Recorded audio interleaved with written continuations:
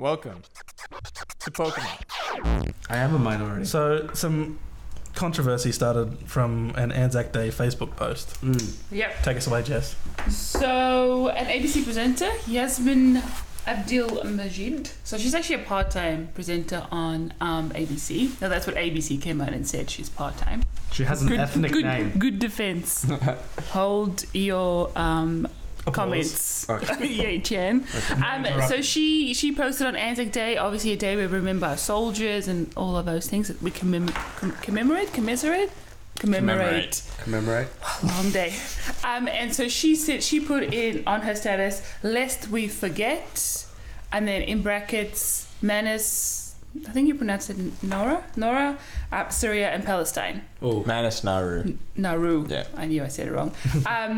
Syria and Palestine. So she left it on about for like 45 minutes, got absolute heat for it. She edited it, but at that time, obviously, classic keyboard warriors had screenshotted it, cut it out and said, what is this? And then she went back onto the post and apologized. So she said, it had come to my attention that this was insensitive.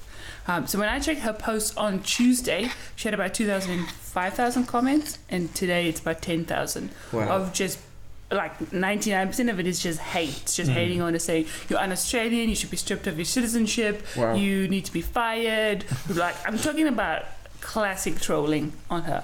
She's posted since, hasn't actually responded to them, which I'm like, okay. Which you kind of have to know.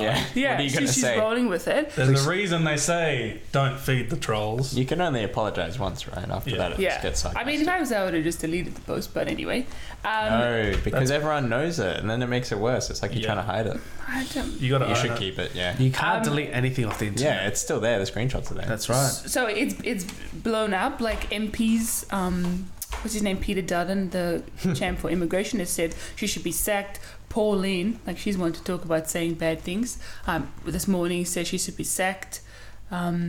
Lisa Oldfield, who is David Oldfield's wife, don't know if you know who that is, but he started One Nation with Paul Hansen. They've all said she should be sacked from for that comment. Which they were probably saying that before this comment, right? Well, Daily Telegraph had like a front page or something about the Un-Australian Broadcasting Corporation. Yeah.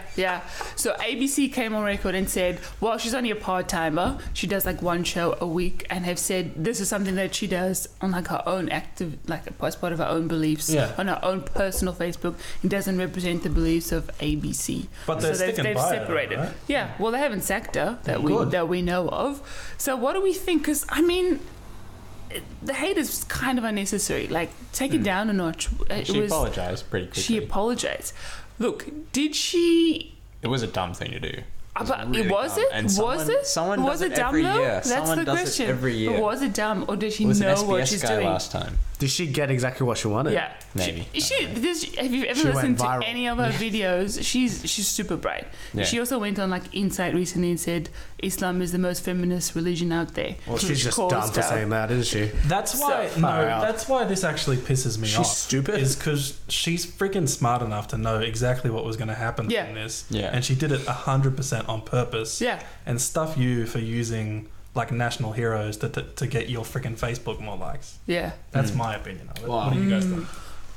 I'm in the middle, by the way, but I'll give my opinion at the end. Aboriginal people don't like Anzac Day, do they? There's not many days that are set. Like, I have an Aboriginal friend. He calls it Invasion Day. That's Australia Day. Oh, that's Anzac Day. I got confused. I think they were actually Aboriginal soldiers who fought and died in those wars. So, what, John? Can you explain to me, as an Australian to a non-Australian, what Anzac Day is? Anzac Day commemorates the Gallipoli landings in World War One, which was actually a disaster for Australia. It was like thousands of Australians died. Australians and New Zealanders. Anzac stands for Australian New Zealand Army Corps. Right. We were fighting under British command during World War One in Turkey. So they actually have a commemoration in Turkey as well, on the shores there. Gallipoli is in Turkey? Gallipoli is like a coastline part near like that, you know, that bit where it gets really close together for Istanbul. Yep. It's just south of that. So they were trying to control these straits because that would allow them to get ships up to Russia and stuff like that. Anyway, it was a disaster. It was basically, the strategy was like charge at those machine guns. So thousands of Australians died, but they were all ridiculously brave because they all did it. even if it was like insane and suicidal. It's a suicide mission. They still did it. They still did their duty. It was like, it's sort of like the point where Australians like to think that we got our national character. Was that moment. So if there's any day that's like celebrating Australia more than any other day, like no one cares about Australia Day compared to this day. This is the only day when Australians are actually reverent about anything. And did that plan, I guess, help win the war? No. That was a disaster. They had to retreat. Yeah. Winston Churchill was actually one of the commanders. So it was less to do with actual strategy. It was more to do with, I guess, the bravery. No, The fallen it soldiers. was about the soldiers. It Yeah, was like who lost their lives. Yeah, and it was a lot of then we generally commemorate all the soldiers who have fallen in war. So it's like all of World War One and Two. It was like hundreds of thousands compared to the population of Australia. It was actually a massive number of people who died. But the Gallipoli thing is like the crux of it. Yeah, that's Focal like point. I see. But it should commemorate all veterans. Yep. Yeah. Even like from Iraq or Evolve. Afghanistan and stuff. Yeah. Yeah. And I guess, like you said, Ali, I think she knew exactly what she was doing, but I don't think it is very disrespectful to use a day where we commemorate people that have died to push your political agenda. Yeah. I agree that she knew what she was doing because an SBS reporter had done the same thing in 2015 and got fired for it. And that's a court case that's happening at the moment because apparently Malcolm Turnbull, who was like communications minister at the time, had called the SBS and had a conversation with their boss, and then the guy got fired. Yeah. So before that, the guy wasn't going to get fired because he just tweeted himself and it wasn't company time or whatever. He got fired after Malcolm Turnbull made the call, so the guy saying it was unfair dismissal. But he was equally stupid because he used the day for like veterans to like push another agenda. And what that does is it just feeds the like polarization because it feeds into the Pauline Hansen rhetoric that all these people on the ABC are bloody lefties and they're un-Australian and all that rubbish. It gives them fodder, like it gives them like momentum in that argument, which is really dumb. Yeah, but it plays into your audience, like your lefty audience, right? If you're that chick, so she would have done it to her supporters who would have been like, yeah, you go and just like stuff the results. I don't think a lot of her supporters agreed though. Like there's a few people who, because she's got a pretty big following. I don't think anyone did. There's a few people who, and even Australians, like people like, I'm an Australian citizen and I stand by you.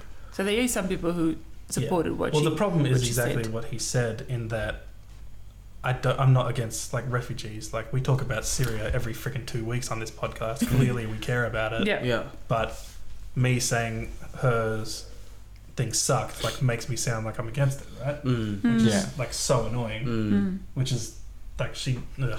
Yeah, I read. So what I take from it, her point is that she wanted everyone to think about that. Yes, this is one thing that we need to think about, but we also need to think about across humanity, across all parts of the world, people that suffer and die. That just makes it really vague in general, though. It's so like undermines what the actual day is for.